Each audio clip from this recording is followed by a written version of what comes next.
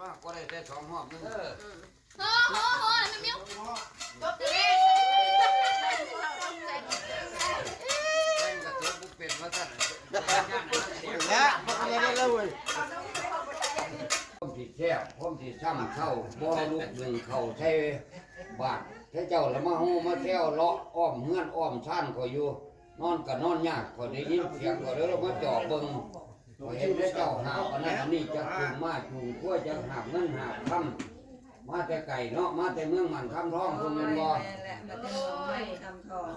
จุดประสงค์ตั้งใจไปจังไหนมาจังไหนล่ะนี่ห้าบอลยูบอลเสานี่แล้วมีบอลยูบอลเสาที่ได้ดีกะซอกกะหายพวกขน้อยแน่โอ้ท่านเว้านี่มาแต่ไก่ปานนั้นบ่ทันบ่มีหม่องพักหม่องเช่าได้ยินข่าวคนว่าเอาเงินเอาคำมาไว้หลังนี้บ้านหลังนี้หอห้องหลังนี้แม่นบ่จังเขาได้ห้องมาเรื่องหน้ามุ่งตามาแต่พุ่นแม่นบ่จักตั้งมาโง่กล้วยเก่ามาก็คือน้องเฉพาะว่าดังตักอยู่โอ้คันว่าจังซั่นลูกว่าก็ได้มา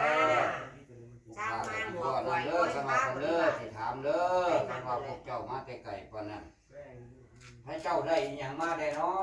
ะได้มาทุกสิ่งทุกอย่างทุกอันบ่ได้ถามเลยถ้ามางอกกล้วยได้มาบ่เอาเนี่ยลูกมองลูกกลัวก็ได้มาได้มาบ่ได้คำว่าจังซั่นไปฆ่ายิงฆ่าก็ได้มาแม่นบ่เอาคันว่าจังซั่นเอาเบิ่งเด้อพ่อสิถามเด้อผู้ข้าสิถามเด้อไหวไทยต้อนสร้างเด้ได้มาบ่ได้มาแล้วจกให้เขาอยู่ในถุงยามเจ้าหั่นจกวีเขามีกระจกวีไปเลยจงมาเลยใส่ตอนสร้างก็ได้ให้ได้สร้างวีเขามีไปรถประกอบต้อนฟ้านนี่ประกอบต้อนฟ้านนี่เขาเดินไปใครหั่นดึงออกมาคุณดึงไปดึงไปดึงรถก็แห้งดิต้อนแนวนี่ใส่ดึงไปดึงให้เขามันต้องให้เขาตัว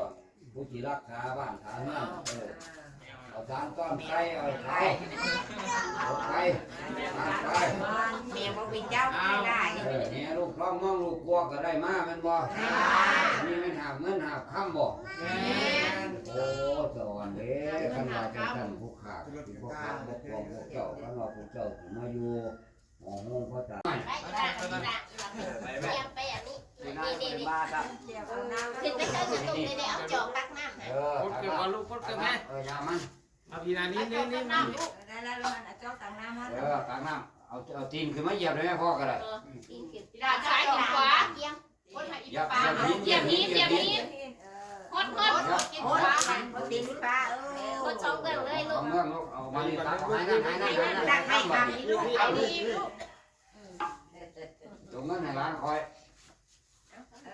อันนี้อันนั้นตู้อยู่ล่างเอาแม่ลูกเอาเลยโอ้ยืนทำยืน ล่างเลยเกิดเจ้าเกิดมา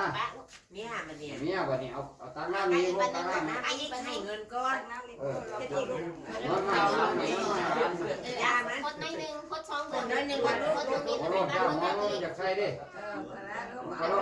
ะไรคำนี้ลูกอยากกระทอดทิมเรื่องผ้าเลยดิโอ้ได้20 ล้านนี่ละกำเองเชิญเด้อพ่อแม่เชิญเด้อพ่อแม่